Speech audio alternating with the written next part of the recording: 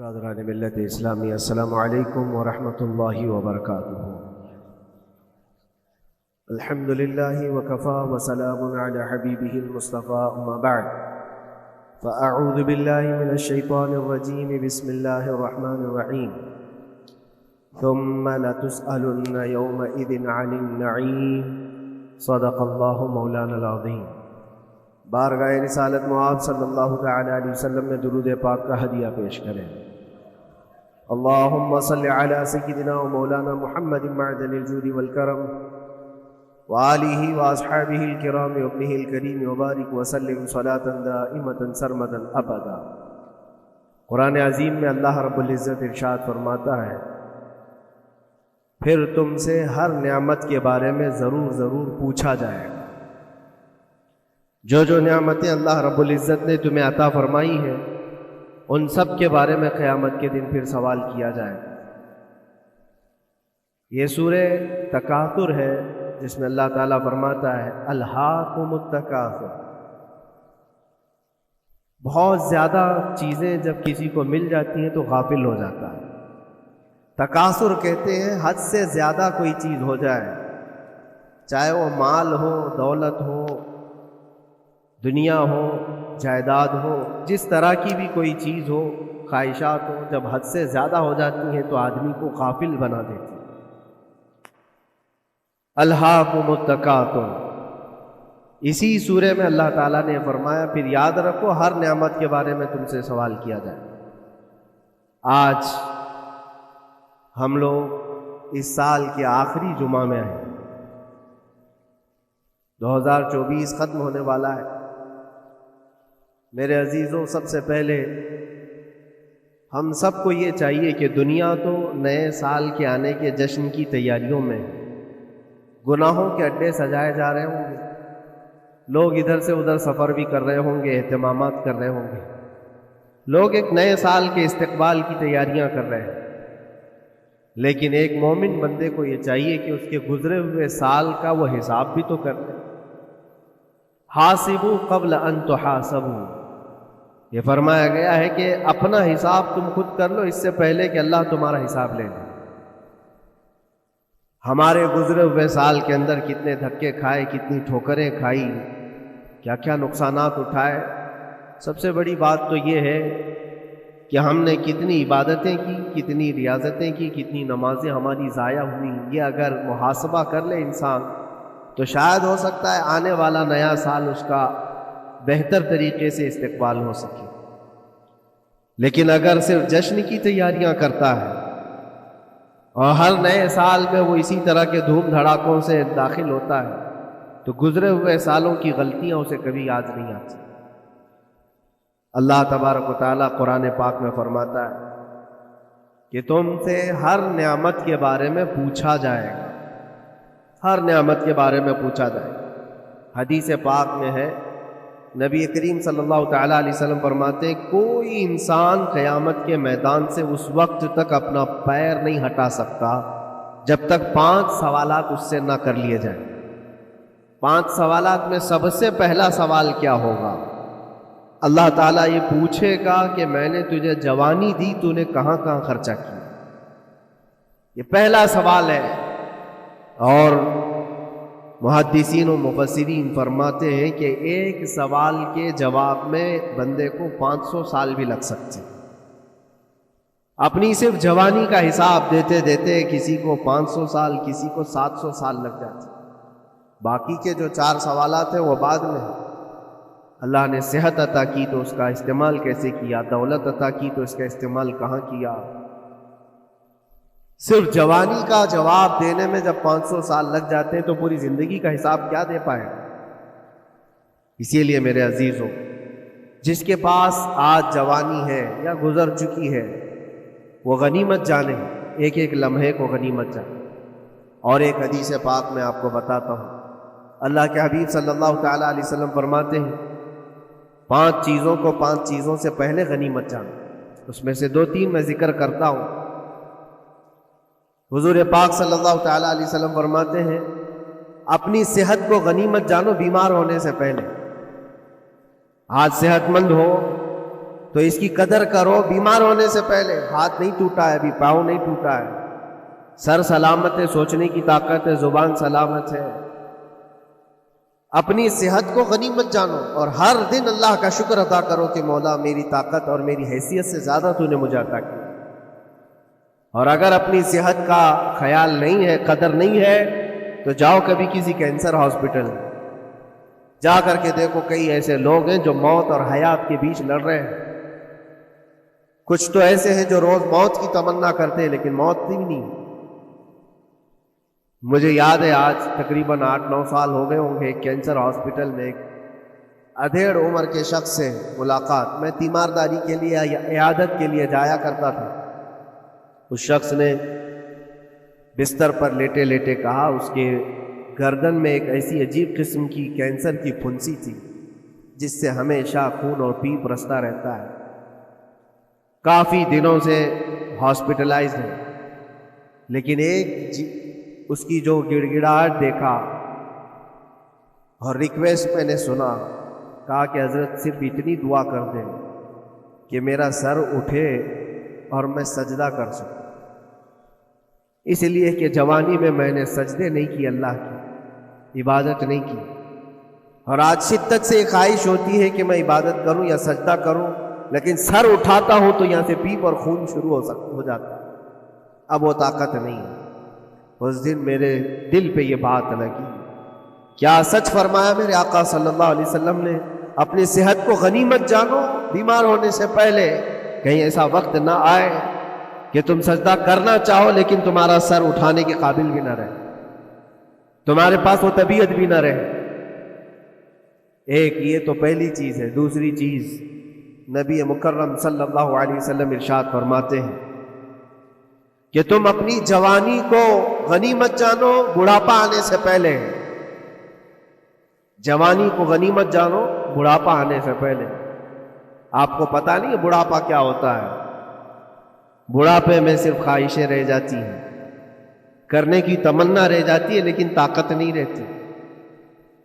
بڑھاپے کے اندر اعضاء ڈھیلے ہو جاتے ہیں, نہ وہ صحیح ڈھنگ سے پوری عبادت کرنے کے قابل رہ جاتا ہے, بلکہ وہ سوچتا رہ جاتا ہے کہ کاش میں اپنی جوانی میں اتنی نمازیں پڑھ لیا ہوتا, اتنی تسبیح پڑھ لیا ہوتا, لیکن کر نہیں پاتا. اسی لیے اللہ کے نبی صلی اللہ علیہ وسلم نے فرمایا بڑھاپا آنے سے پہلے اپنی جوانی کی قدر کرنا. اور اتنی تیزی سے یہ جوانی جاتی ہے پتہ بھی نہیں چلتا, بہت تیزی سے گزر جاتی ہے. جوانی ایسا شباب ہے کہ یہ بجلی کی طرح بھاگتی چلی جاتی ہے, کیونکہ جوان ہوتے ہی آدمی کے اوپر ایسی ذمہ داریاں آئیں. اس کو شادی کا خیال آیا, شادی کیا, بچوں کا خیال آیا, بچے ہوئے, پالنے کی بات, گھر بنانے کی فکر, بزنس کی فکر, جاب کی فکر. ان تمام چیزوں میں اتنا گھرا رہا کہ جوانی نکل گئی, بال سفید ہو گئے, پتہ ہی نہیں چلا, بڑھاپا آ گیا. اور اس کے بعد بڑھاپے میں اس کو احتساب کرنے کا موقع ملے تو سوچتا ہے کہ میرے پاس جوانی کے اتنے سال تھے, کاش میں عبادت کیا ہوتا یا کچھ کر لیا ہوتا. لیکن ایک بات یاد رکھو, گیا وقت پھر ہاتھ آتا نہیں, سدا دور دورہ دکھاتا نہیں. سب سے قیمتی چیز دنیا کی یہ وقت ہے جو گزر جاتا ہے. آج کا جمعہ پھر ہم صدیوں بعد بھی یا جتنی بھی زندگی ہو یہ دوبارہ نہیں لے سکتے, یہ واپس نہیں آئے گا ہماری زندگی. 2024 کا یہ آخری جمعہ ہے, پوری دنیا سر پٹک لے دوبارہ یہ جمعہ واپس نہیں لا سکتی گزر جانے کے بعد. یہ نظام کائنات ہے, وقت گزر رہا. الوقت کالسیف, یہ وقت تلوار کی طرح ہے, اس کو تم کاٹ دو ورنہ یہ تمہیں کاٹے. تیسری چیز رسول پاک صلی اللہ تعالی علیہ وسلم ارشاد فرماتے ہیں, 2 چیزیں میں نے بتایا. پہلی یہ کہ صحت کو اپنی قدر کرو, غنیمت جانو بیمار ہونے سے پہلے. دوسری چیز ہے اپنی جوانی کی قدر کرو بڑھاپا آنے سے پہلے. اور تیسری سب سے امپورٹنٹ ہے, اللہ کے نبی نے فرمایا زندگی کو غنیمت جانو موت آنے سے پہلے. پہلے والی 2 چیزوں میں تو تمہارے پاس موقع تو ہے. صحت چلی گئی, بیمار ہے, لیکن بیماری میں بھی توبہ کر رہا ہے, اللہ اللہ کر رہا ہے, چلو ٹھیک ہے. جوانی چلی گئی لیکن بڑھاپا ہے, بڑھاپا میں تو اللہ اللہ کر رہا ہے, عبادت کر رہا ہے. یہ دونوں میں تو موقع ہے, لیکن زندگی ختم ہو گئی, موت آ گئی, تب پھر کیا ہے؟ موت کے بعد پھر کوئی عمل نہیں، موت کے بعد کوئی عمل نہیں۔ حضرت سفیان ثوری رضی اللہ تعالیٰ عنہ کی وہ بات مجھے یاد آتی ہے، ایک جنازہ جا رہا تھا اور اس جنازے کے پیچھے ایک 8 سال کی بچی روتی ہوئی جا رہی تھی، اس کے باپ کا جنازہ تھا، بہت رو رہی تھی، بہت گڑ گڑا رہی تھی۔ کیا جملہ کہہ رہی تھی؟ کہتی تھی کہ ہمارے گھر پر، ہم پر جو آج مصیبت آئی ہے، اس سے بڑی مصیبت کبھی آئی نہیں، بہت بڑا صدمہ ہے، بہت بڑی مصیبت ہے۔ تو حضرت سفیان ثوری نے اس بچی سے کہا، بیٹا تمہارے اوپر جو مصیبت آئی، تمہارے گھر پر جو آئی، وہ کل کو ٹھیک ہو جائے گی، تم پھر معمول پر آ جاؤ گے، بلکہ بات یہ ہے تمہارے باپ پر جو آئی ہے وہ سب سے بڑی ہے، وہ موت ہے، وہ سب سے بڑی ہے، کیونکہ وہ پلٹ کر کے آنے والا نہیں ہے۔ جنازے کو دفن کر دیا گیا۔ دوسرے دن قبرستان میں حضرت سفیان ثوری کہتے ہیں اسی قبر کے پاس میں اس بچی کو روتے ہوئے دیکھا۔ بچی کو باپ سے بڑا لگاؤ رہا ہو، قبر کے پاس بیٹھ کر کے رو رہی تھی، یوں کہہ رہی تھی، ابا آپ بیمار تھے، میں دوائی لا دیتی تھی، آپ سونے کے لیے جاتے میں بستر جھاڑ دیتی تھی اور بچھونے بچھا دیتی، آپ کو اڑا دیتی چادر، اور آپ کو کھانا میں لا کر پروس دیتی۔ کل کی رات کیسی گزری؟ کیا کسی نے دوائی پوچھی آپ کو؟ کیا کسی نے کھانا پوچھا آپ کو؟ کیا کسی نے بستر جھاڑ کر دیا اور کسی نے آپ کو اوڑھنا اڑایا؟ وہ روتی ہوئی اپنے باپ سے، مرحوم باپ سے باتیں کہی جا رہی تھی۔ حضرت سفیان ثوری اٹھاتے اور کہتے ہیں، بیٹا یہ سوالات اب نہ کر اپنے باپ کہ کسی نے کھانا پوچھا، دوائی پوچھی، بستر بچھایا، نہیں، اب یہ پوچھ اپنے باپ سے، کل ہم نے جو آپ کو صحیح سلامت دفن کیا، چہرہ ابھی تک سلامت ہے یا نہیں؟ ابھی تک پیٹ سلامت ہے یا نہیں کہ پھاڑ دیا گیا؟ کفن ابھی تک باقی ہے یا چھین لیا گیا ہے؟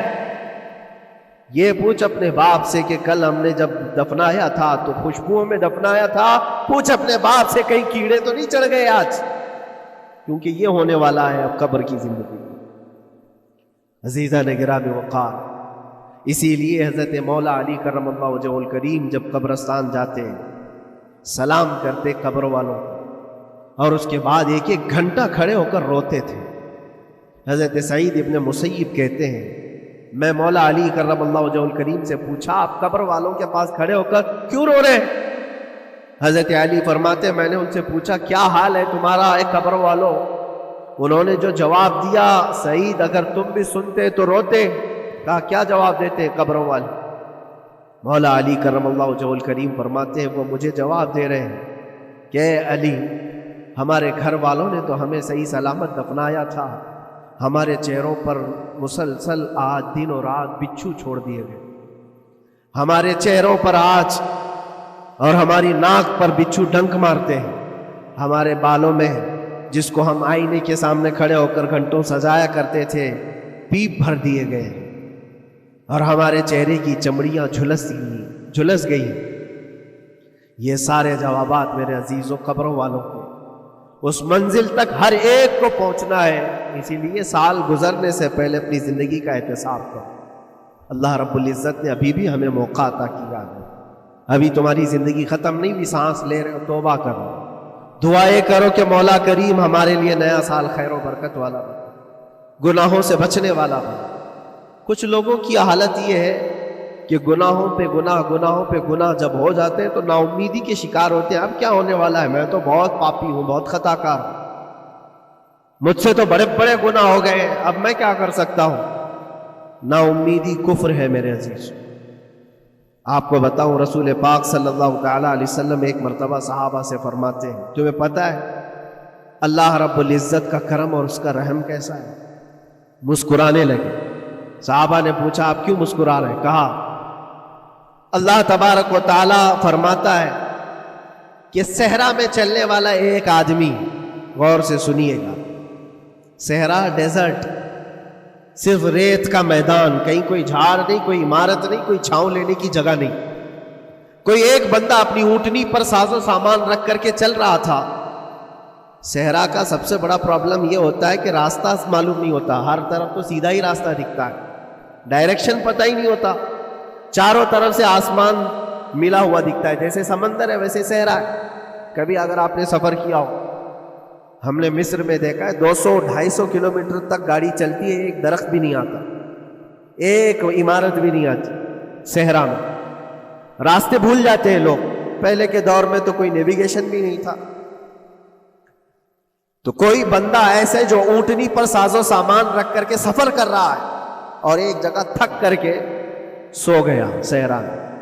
سنیے، یہ مثال فرما رہے میرے آقا صلی اللہ علیہ وسلم، تھک کر کے سو گیا اور جیسے اس کی نیند کھلی تو دیکھا اونٹنی ساز و سامان کے ساتھ غائب ہے، کچھ بھی نہیں ہے اس کے پاس، کھانے پینے کی جو چیزیں تھی، ساز و سامان تھا، سب اونٹنی کے ساتھ غائب ہو گئے۔ اب وہ بیچ صحرا میں اتنا حیران اور پریشان، اٹھ کر کے تلاشنے لگا، اب اس کو نہ راستہ دکھائی دے نہ اپنی اونٹنی دکھائی دے، شدت پیاس کی وجہ سے اب وہ جگہ جگہ پانی تلاش کر رہا ہے، پانی بھی نہیں ملتا صحرا میں۔ موج سراب جس کو کہتے ہیں نا، موج سراب کیا ہے؟ ریت چمکتی ہے سورج کی دھوپ سے اور انسان کو ایسا لگتا ہے ادھر پانی ہے، اور وہاں تک پہنچتا ہے تو پانی نہیں ہوتا، ریت ہوتی ہے۔ وہ اسی پانی کو تلاش کرتے کرتے صحرا میں مر جاتا ہے۔ صحرا میں بہت لوگوں کی موتیں ہوتی ہیں، پہلے بہت لوگ مر جاتے تھے جو راستہ بھٹکتے تھے۔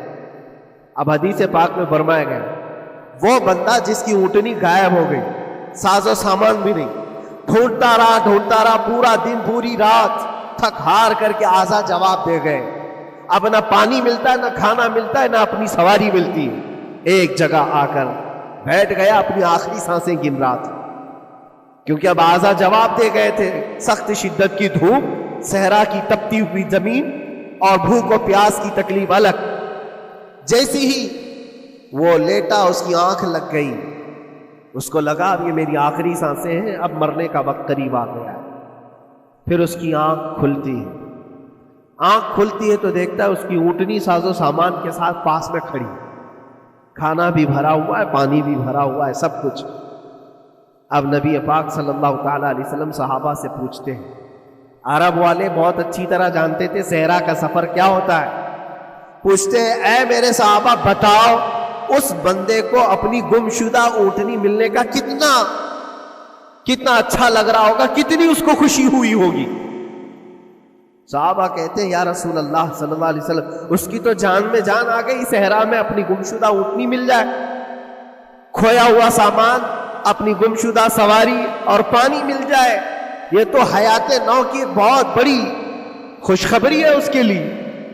حضور پاک صلی اللہ تعالیٰ علیہ وسلم فرماتے ہیں سنو، یہ مثال میں نے بتایا، اسی طرح سے اگر کوئی بندہ گناہوں میں ڈوب گیا ہے، خطاؤں میں ڈوب گیا ہے، کثرت سے گناہ کرتا رہا، پھر تھک ہار کر کے ایک دن واپس آ گیا، اللہ کی بارگاہ میں سجدہ ریز ہو گیا، جھک گیا، تو اس گمشدہ اونٹنی کے ملنے سے اس صحرا نورد کو جتنی خوشی ہوئی تھی، اللہ کریم اس سے بھی زیادہ اپنے بندے کے واپس آنے پر خوش ہوتا ہے، اپنے بندے کے واپس آنے پر خوش ہوتا ہے رب تبارک و تعالی کہ میرا کھویا ہوا بندہ میرے دربار میں واپس آ گیا۔ آج ہمارے پاس وقت ہے واپس پلٹنے کا، میرے عزیزو نا امید نہ ہو، ہمیں ہمارے جانے سے پہلے حساب کرنے کے لیے مولا نے وقت دیا ہے۔ پتہ ہے آپ کو، یہ بھی میرے آقا صلی اللہ تعالیٰ علیہ وسلم کی رحمت کاملہ ہے، رب تبارک و تعالیٰ سے آپ نے یہ دعا کر کے اپنی امت کے لیے اتنا وقت دلایا ہے کہ اللہ تبارک و تعالیٰ سے حضور صلی اللہ علیہ وسلم نے یوں عرض کیا کہ مولا میری امت کو توبہ کی مہلت دے، توفیق دے، مہلت دے۔ کہا کہ مرنے سے 1 سال پہلے تک؟ کہا نہیں، یہ بہت لمبا وقت ہے، پتہ تو نہیں ہے مرنے سے 1 سال پہلے توبہ کرے گا، کب موت آنے والی معلوم نہیں۔ کہا مرنے سے مہینہ پہلے تک؟ کہا نہیں، یہ بھی وقت زیادہ ہے۔ کہا مرنے سے 1 دن پہلے کوئی توبہ کر لے تو معاف کر دیا جائے گا۔ نبی پاک صلی اللہ علیہ وسلم نے اللہ کی بارگاہ میں گڑ گڑاتے ہوئے کہا مولا 1 دن بھی بہت ہے، اور موقع دے دے میری امت کو اور موقع مل جائے۔ رب تبارک و تعالیٰ نے 1 دن پہلے توبہ کرنے والے کو معاف کرنے کا وعدہ فرمایا، لیکن نبی رحمت صلی اللہ علیہ وسلم نے عرض کیا کہ مولا اور بھی کم کر دے۔ رب تعالیٰ فرماتا ہے موت کا جو گرگرا آتا ہے، یعنی جو ہچکی آتی ہے، فرشتے نظر آنے لگتے ہیں، رب تعالیٰ فرماتا اس سے 1 منٹ پہلے بھی توبہ کر لے میں سب معاف کر دوں۔ یہ صرف رسول پاک کی اس امت کے لیے، اس امت کا خاصہ ہے۔ مرنے سے 1 منٹ پہلے بھی وہ آ جائے اللہ کی بارگاہ میں، مولا معاف فرما دے۔ عزیزان گرامی وقار، اسی لیے میں عرض کرتا ہوں کہ وقت تمہارے ہاتھ سے نکلنے سے پہلے تم آ جاؤ اور اسی دربار میں آؤ جہاں بیٹھنے والا صدیق اکبر بنا، جس کے قدموں میں بیٹھ کر فاروق اعظم بنا، جس کی چھاؤں میں چلنے والا عثمان ذو النورین بنا، اور جس کا لعاب پاک پی کر کے حیدر کرار بنا۔ اس دربار میں آ جاؤ، کامیابی ہماری وہیں رکھی ہے۔ اللہ کریم ہمارا یہ گزرا ہوا سال، اس میں جتنے ہماری غلطیاں، کوتاہیاں، کمیاں، بیشیاں، گناہ ہوئے ہیں، مولا اپنے فضل و کرم سے معاف فرما دے، اور آنے والے نئے سال کو ہمارے لیے خیر و برکت والا، ایمان اور استقامت والا سال بنا دے۔ اسلام و سنیت کا بول بالا فرما، کفر و شرک کا منہ کالا فرما، گستاخان رسول کو تباہ و برباد فرما، شاتمان رسول پر تو عذاب علیم نازل فرما۔ اے رب کریم، اے احسن الخالقین، مولا ہم سب کو مرنے سے پہلے سچی توبہ کی توفیق نصیب فرما۔ وآخر دعوانا ان الحمدللہ رب العالمین۔ سلام۔